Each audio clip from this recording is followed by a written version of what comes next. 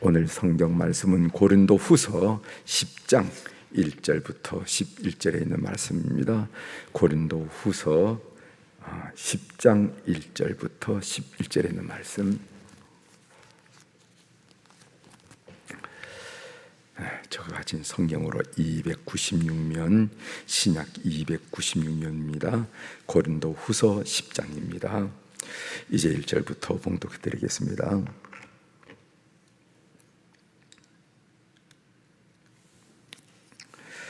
너희를 대면하면은 유순하고 떠나 있으면 너희에 대하여 담대한 나 바울은 이제 그리스도의 온유와 관용으로 친히 너희를 권하고, 또한 우리를 육신에 따라 상하는 자로 여기는 자들에 대하여 내가 담대히 대하는 것 같이 너희와 함께 있을 때 나로 하여금 이 담대한 태도로 대하지 않게 하기를 구하노라. 우리가 육신으로 행하나 육신에 따라 싸우지 아니하노니 우리의 싸우는 무기는 육신에 속한 것이 아니요 오직 어떤 견고한 진도 무너뜨리는 하나님의 능력이라. 모든 이론을 무너뜨리며 하나님 아는 것을 대적하여 높아진 것을 다 무너뜨리고 모든 생각을 사로잡아 그리스도에게 복종하게 하니 너희의 복종이 온전하게 될 때 모든 복종하지 않은 것을 벌하려고 준비하는 중에 있노라. 너희는 에모만 본도다. 만일 사람이 자기가 그리스도에게 속한 줄을 믿을진대 자기가 그리스도에게 속한 것 같이 우리도 그러한 줄을 자기 속으로 다시 생각할 것이라.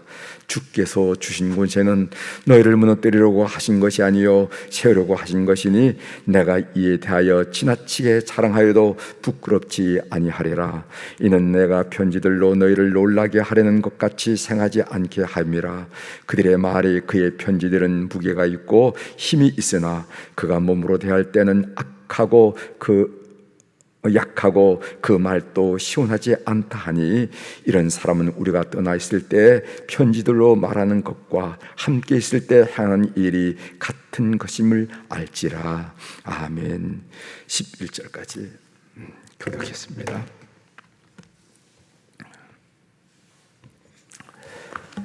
오늘 우리가 읽은 고린도후서 10장 1절부터 11절에 있는 말씀을 중심으로 주제를 어떻게 인간관계의 문제를 풀 것인가 하는 그런 주제로 말씀을 나누려고 합니다. 어떻게 인간관계의 문제를 풀 것인가. 우리가 인생을 살면서 인간관계가 원만하기를 바라지만은 그게 그리 쉽지 않잖아요. 이런 일 저런 일로 관계에 갈등이 빚어지는데 그런 일들을 어떻게 풀면서 우리가 삶을 살 것인가 하는 그런 이야기입니다. 고 스티브 잡스가 애플 CEO죠. 애플 CEO가 1983년도 펩시콜라 미주 본사 사장인 존 스텔리를 영입할 때 한 말입니다.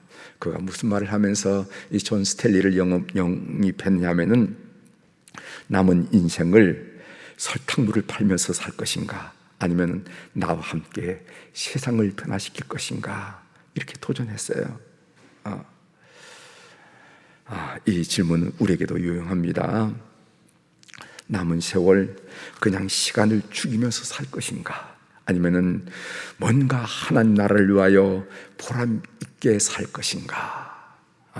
우리에게 도전하는 말씀이죠. 이 질문은 우리의 정체성을 묻는 질문이고 우리의 사명을 묻는 질문이기도 합니다. 오늘 새벽에 나온 우리 모든 교우들, 나는 그리스도인으로서 하나님이 나에게 부여한 사명이 있다. 내가 나이도 이렇고 배운 바도 많지 않지만은 그럼에도 불구하고 나로 하여금 살게 하신 것은 사명이 있다 라는 자각을 하는 이 새벽이 되었으면 좋겠습니다. 그리스도인으로서 살아갈 때 인간관계에 있어서 각 갈등을 겪을 수 있습니다. 인간관계의 갈등은 말처럼 쉽게 풀어지는 문제가 아닙니다. 우리가 다 경험해서 알잖아요. 그 풀고 살아. 미안하다고 얘기야. 뭐 이렇게 하면서 그 인간관계를 풀려고 우리가 주변 사람들에게 쉽게 이야기하고 있긴 하지만은 그 인간관계의 갈등이 쉽게 풀어지지 않는 것을 우리가 경험으로 알 수가 있습니다. 본문에 바울 사도가 겪고 있는 인간관계의 갈등이 나와 있습니다. 그것도 다른 곳이 아닌 바울 사도가 개척한 고린도 교회에서 일어난 문제였습니다. 고린도 교회 안에 있는 거짓 교사들이 바울의 사도권에 대해서 나쁜 소문을 퍼뜨리고 비방하고 있는 것을 바울 사도가 알게 됩니다. 여러분, 바울의 사도권이 이제 오늘 고린도후서 10장에서부터 10장, 11장 이렇게 연결해서 바울의 사도권을 변호하는 내용이 쭉 나오는데, 그 바울의 사도권의 내용은 이렇습니다. 적어도 예수 그리스도의 사도라 하면은 예수 그리스도를 뵙고 그분의 말씀을 듣고 그분이 행하는 기적에 참여해야 사도라고 말하는 거지. 바울이 언제 예수님을 본 적이 있느냐? 언제 예수님의 말씀을 그 무릎 앞에서 들은 적이 있느냐? 어떻게 당신이 감히 사도라고 말하느냐? 이런 이야기가 고린도 교회의 거짓 교사들에 의해서 이렇게 비방하고 얘기가 되었다는 것이죠.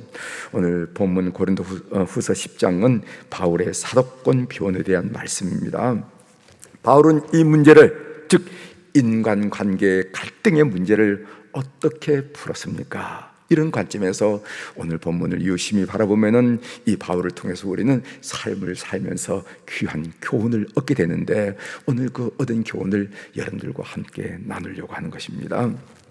먼저 첫 번째로 바울 사도는 그리스도의 온유와 관용으로 그들을 대했다. 소위 갈등 관계에 있는 적대자들을 대했다는 겁니다. 그리스도의 온유와 관용으로 그들을 대했다는 겁니다. 1절 한번 읽겠습니다. 여러분 한번 본문을 눈으로 살펴보시길 바랍니다. 1절, 너희를 대면하면은 유순하고 떠나 있으면 너희에게 대하여 담대한 나 바울은 이제 그리스도의 온유와 관용으로 친히 너희를 권하고, 이런 말씀이 있습니다. 여기 보면은 너희를 대면하면은 유순하고 떠나 있으면 너희에게 대하여 담대한 나 바울은, 이 말은요 바울을 비방한 적대자들의 말입니다. 바울은 자신을 비방하는 그 말을 그대로 인용하면서 오늘 10장을 시작하고 있죠. 대면하면 유순하고 떠나 있으면 담대한, 이 말의 뜻은 무슨 뜻인가 하면은 바울의 인격은 이중적이다. 그리고 종이 호랑이처럼 없을 때는 큰 소리 치다가다 얼굴을 대면하면 유약해지는 것이 바울의 인격이다 하는 그런 이야기입니다. 예전 같았으면 바울이 이런 소리를 들었으면 아마 분노했을 것입니다. 분노했을 것입니다. 그러나 지금은 어떻게 그들을 대한다고 말했냐면 그리스도의 온유와 관용으로 대하겠다 하는 그런 얘기를 하는 것이죠. 그리스도의 온유와 관용이라는 것은 예수님의 마음입니다. 여러분들이 잘 아시는 마태복음 11장 29절에 이런 말씀이 있죠. 나는 마음이 온유하고 겸손하니 나의 멍에를 메고 내게 배우라. 그리하면 너희 마음이 쉼을 얻으리니, 이런 말씀이 있어요. 우리 주님께서 당신을 말씀하실 때 나는 마음이 온유하고 겸손하다 이랬다는 겁니다. 여기에 그리스도의 온유와 관용이라는 것은요 진리가 결여된 온유가 아닙니다. 진리가 결여된 온유는 유약함이에요. 아이고 약해 빠져서 그리고 그것은 진리가 뭐 이래도 좋고 저래도 좋고 의에도 좋고 불의에도 좋고 한마디 못하는 그것은 유약함이라 말하는데, 진리가 결여된 온유가 아니에요. 또 그리스도의 온유와 관용이라는 것은 진실을 빼앗긴 관용도 아닙니다. 이 진실을 빼앗긴 관용이라는 것은 비겁함을 말하죠. 더럽기 때문에, 무섭기 때문에, 저기 불인 줄 알지만, 악한 것인 줄 알지만 한마디 못하고 조용히 있는 거, 이런 게 아니라는 거예요. 오늘 그리스도의 온유와 관용이라는 것은 진리가 결여된 온유도 아니고 진실을 빼앗긴 관용도 아니라는 겁니다. 진리가 결여된 온유를 우리가 유약하다 말하는 거고, 진실을 빼앗긴 관용을 우리가 비겁하다 말하는데, 오늘 바울 사도가 지금 그 마음에 품고 있는 온유와 관용이라는 것은 그런 유약함이라든가 비겁함이 아닌 온유와 관용이라 하는 것을 우리가 새겨볼 필요가 있어요. 이것이 지도자의 인격이라 이렇게 하죠. 우리가 어느에서 지도자가 됐다, 특별히 스피리추얼 리더, 영적인 지도자가 됐다 하면 이런 그리스도의 온유와 관용이 있어야 됩니다. 제가 부족해서 하는 얘기예요. 이런 얘기인데, 혈기, 분노, 폭력으로는 하나님의 뜻을 이룰 수가 없어요. 아무리 그 혈기, 분노, 폭력이 정당하다 할지라도 그것들은 마귀의 이용거리가 됩니다.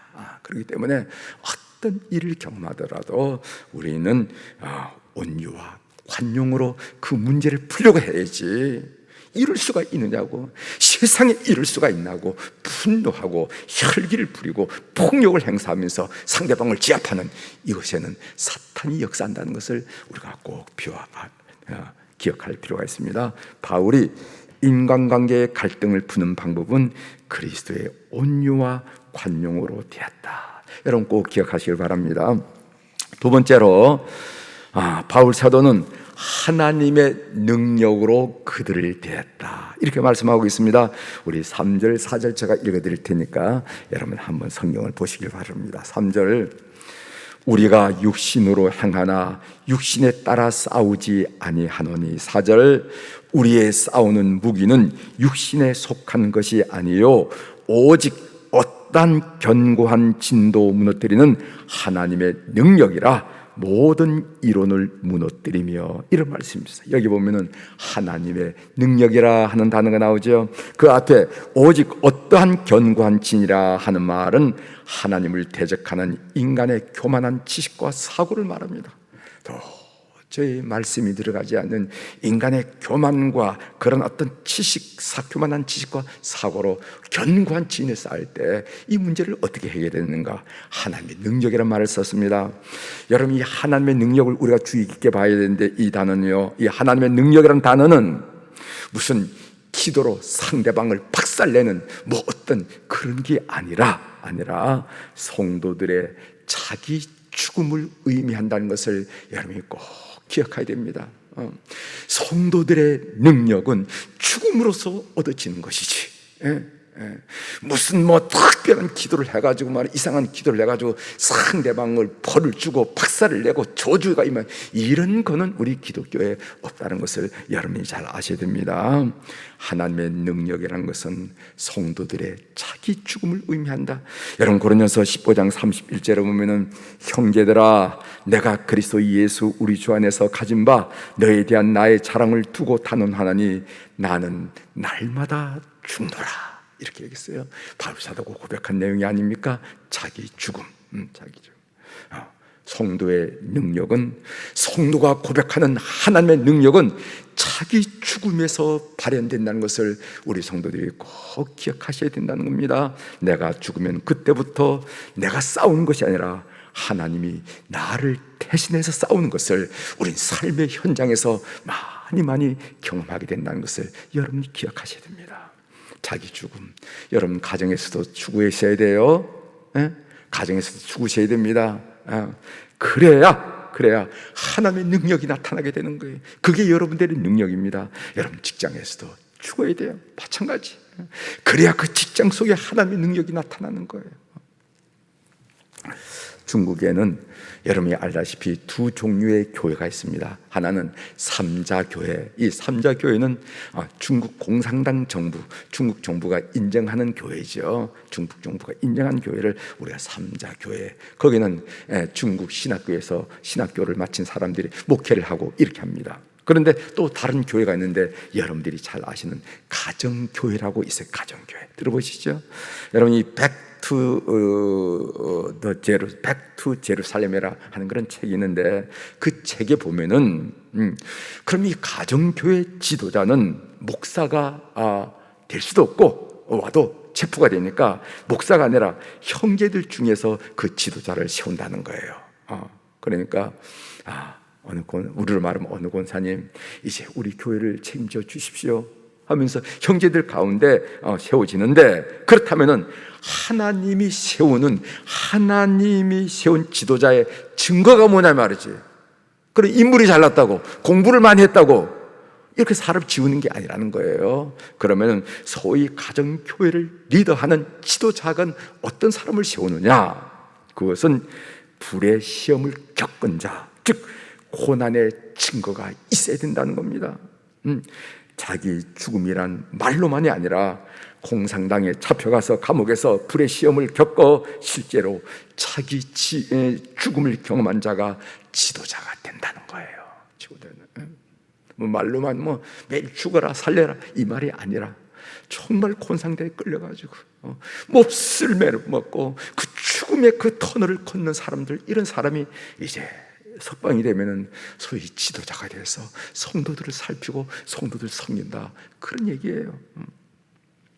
바울 사도가 인간관계의 갈등을 푸는 방법은 하나님의 능력, 즉 자기 죽음으로 됐다 하는 이 말씀이 본문에 나오잖아요. 저는 본문 말씀을 읽으면서 참 은혜가 되더라고요. 은혜가 한번 쭉 읽으면 도대체 무슨 말인지 모르지만 곱씹고 보니까 참 은혜가 되는데, 아마 여러분들에게 은혜가 된 줄 믿습니다. 어떻게 우리가 인생을 살면서 인간관계의 갈등을 풀 것인가? 바울 사도는 그리스도의 온유와 관용으로, 그리고 하나님 능력, 자기 죽음으로 상대방을 대하며 그가 끈 인간관계의 갈등을 풀었다 하고 성경이 말씀하는 것이 오늘 여러분들에게 은혜가 되기를 주의 이름으로 축원합니다. 사랑하는 교회 여러분, 이렇게 살아가는 하루가 되기를 주의 이름으로 축원합니다. 오늘 말씀을 까맣게 잊어버리는 것이 아니라 오늘 또 이제 세상에 나가면은 직장에서 아니면 가족들 아니면은 뭐 이런저런 이웃에서 사람들을 만나면서 크고 작지 않은 그런 갈등들을 맺으실 텐데, 이때마다 어떻게 푸느냐? 그리스도의 온유와 관용으로, 그리고 자기 죽음으로 하는 능력을 나타내게 하는 그런 선한 걸음들이 다 되기를 주의 이름으로 축원합니다. 기도하시겠습니다.